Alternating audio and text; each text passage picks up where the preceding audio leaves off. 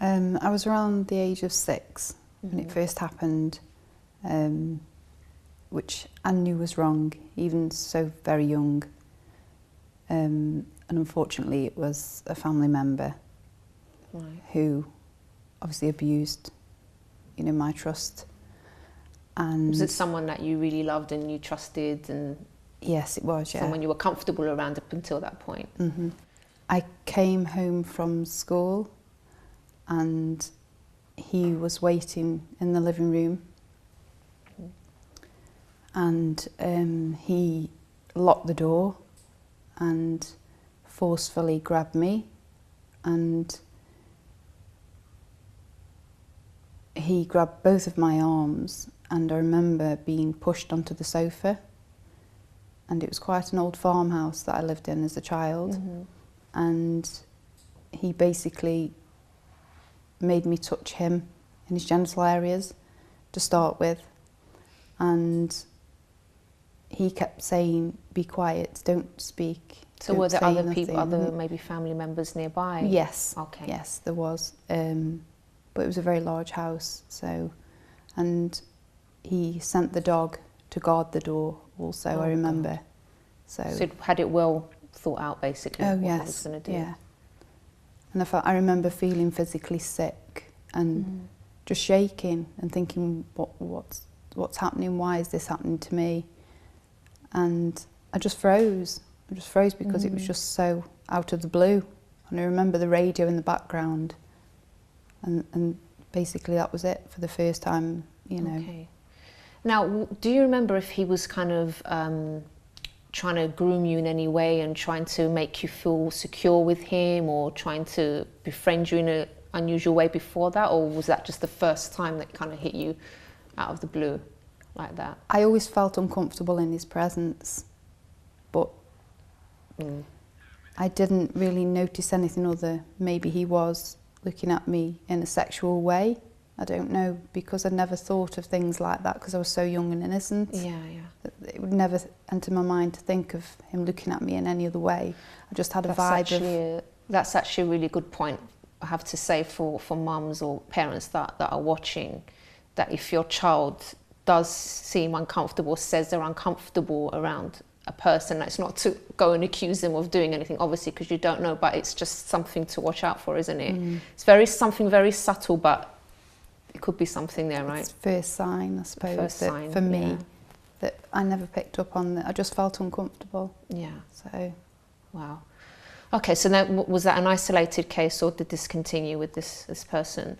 This continued over a period of 2 years. Wow, gosh.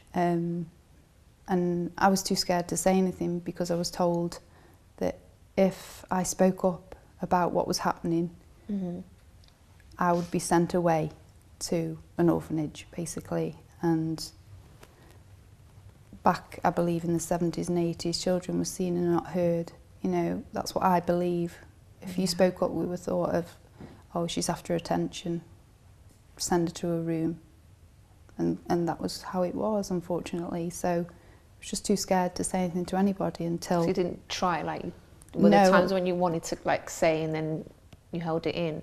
Of course, yeah, when there was a room full of adults that, around, I wanted to say that. Yeah. So I think it immediately affected my behaviour because I started to wet the bed and skip school. I was very disobedient. I was daydreaming, crying, shaking. Would have freezing cold baths in the middle of the night with nobody knowing that I would do this, and put bottles of TCP in to make me feel clean. Oh my gosh. At the age of 6, because I wanted to wash any evidence away. So, when did the abuse stop then?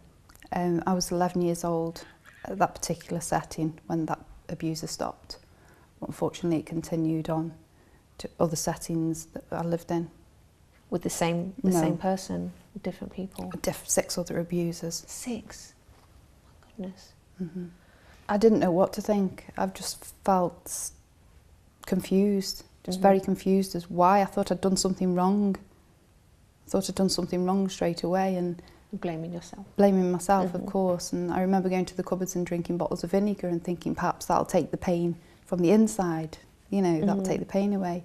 But I just sort of blamed myself, and like you say, just thought, why me? I was just confused. Why is it me? So I immediately asked for my hair to be cut off and started dressing like a boy. So that you wouldn't be noticed? Like. Noticed. And thinking if I dressed like my brother, perhaps I'd be left alone. If I had my hair cut short and wore boy clothes and, you know, behaved like a boy, didn't want the normal girl things, the princess shoes or glittery pink things. I just sort of went into the boyish tomboy mode because thinking perhaps they'll stay away from me. This is all what the things that you're describing here, for people that are watching, these are all little signs that you can pick up, because sometimes you might look at a child and think, God, that child's really naughty, they don't listen. But we don't know what could be going on behind closed doors, and there's always a reason for that kind of behaviour, or that maybe the child is really, really quiet. There's always some kind of explanation for it, isn't there? We can't just dismiss and say, oh, it's just the child, it's just the way they've been brought up. It could be something much more serious. It could be, but everybody's behaviour reflects on, you know, the way they are, something that's happened to make them behave in that way. Now, Samantha, you said there were 6 other abusers. Now, was this an organised thing, or were these separate occasions? These were separate occasions. Can you just briefly tell us about that? One incident, I was tied to a tree in the middle of a forest, and there were several of them. Another one was... But they didn't. All these people didn't know each other? No. Another one was a young man that pinned me to the bed and put his hand over my mouth. Okay.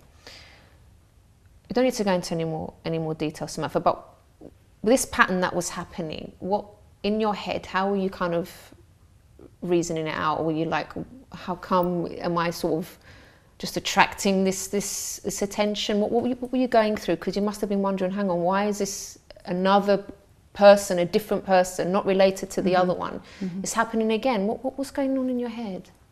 Or had you just gone numb by then, like just blanked it out? I'd seen a psychiatrist by the age of 6, and the report was that I was already traumatised so severely, and I was emotionally blocked at such a young age because of the first incident. So do you think perpetrators could pick up on that? I was numb. I was an easy target. I was just numb to any emotions whatsoever.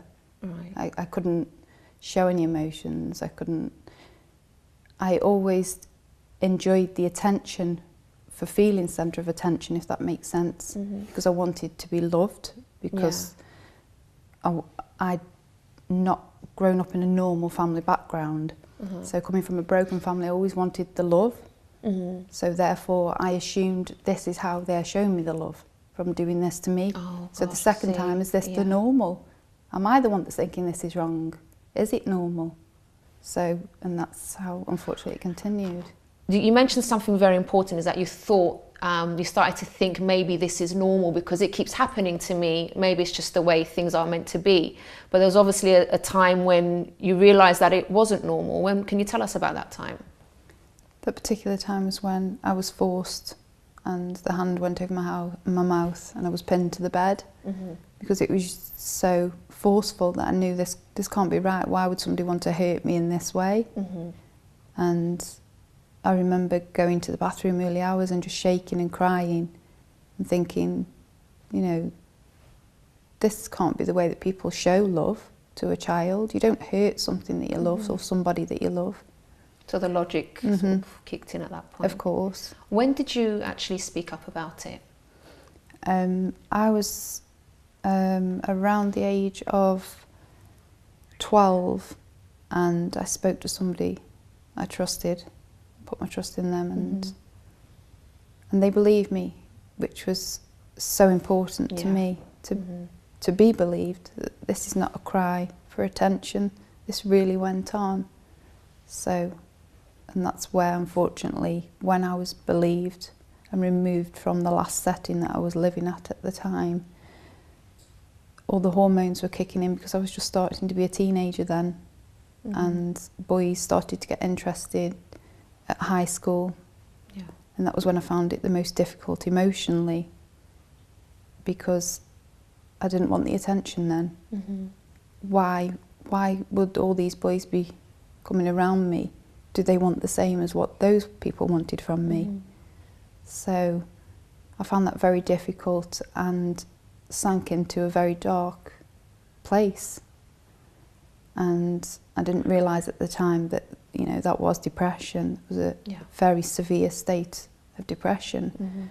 But then something was done eventually, and did you get counselling afterwards for everything? You didn't? No. I unfortunately tried to take my own life at the age of 14. I got a razor blade and cut all my wrists, and took several bottles of tablets and cut my face with a razor blade, over 40 cuts to my face, and again cut my hair short again, because that was the way I felt that, well, I didn't want to live, basically. I felt unloved and dirty and worthless. So when did you feel, because today you do have a partner and you have children as well, so there must have been a point, obviously it was horrific things that happened to you, but there was a point where there was a turnaround and you did feel like you could have a life. When did that point come for you? When I met my partner at 16, he was my rock, because I opened up straight away and felt trust and loved, finally. So it's good that you weren't put off completely, because then there was an opportunity for you to be happy, wasn't there? Yeah, there was. But I always wanted the fairy tale, you know, the white wedding, the husband, the children. That's all I ever wanted. So, and I was lucky that I found that so very young, and I think at a crucial time where things could have been so different, when I felt so unloved and, you know, in a very dark place. So I believe that my path of having my children and meeting my partner at the time was a blessing. Okay. And how are things for you today? I still suffer with the flashbacks. Like I say, you'll never ever, you know, get over emotionally. I think we'll always have that locked away. Even if you go to see a counsellor or you speak to people in the family or loved ones, I think we'll always have that little bit that's locked away to keep us sane. That's how I feel. Although, Samantha, I know obviously there are many women that feel that way, but I also know, I've spoken to other women that have been through abuse as well, but even though, for example, they don't forget what happened, but it doesn't affect them in their life anymore today. So they've described being happy and being at peace after it's happened. So I suppose each person's case is different, but it is also possible to, you know, even though the memories are there, but for them not to be painful anymore, according to what I've heard, because I've you know, thankfully I've never been through anything like that, but I talk to a lot of people, and I know, you know, there is definitely hope and happiness even after something like that's happened to you. Yeah, definitely. So I don't think anyone should also stop searching for that. No, because it's always possible. Well, Definitely. yeah, like I said, I found that I'm happy. I've got my 3 children, and, you know, I'm very lucky that that is gone. And I don't live in the past. I'm not a negative person. I'm a very positive person. I'm a very happy person, which has helped me, definitely helped me get through. And my motto growing up was that there's always somebody worse off than myself. So that's, you know, that's how I feel. What are your future plans, would you say? Grandchildren. Yeah, my daughter's just graduated. So. Really? Yeah. Oh my gosh. You look younger, I didn't think that. Hi, I'm Chrissy B, and my show is all about improving your mental health and being happy. Join me every Monday, Wednesday and Friday at 10 p.m. on my channel Sky 203. Visit chrissybshow.tv for more information and subscribe to our YouTube channel, Chrissy B Show. You can also follow us on Twitter and Instagram at Chrissy B Show, and on our Facebook page, The Chrissy B Show.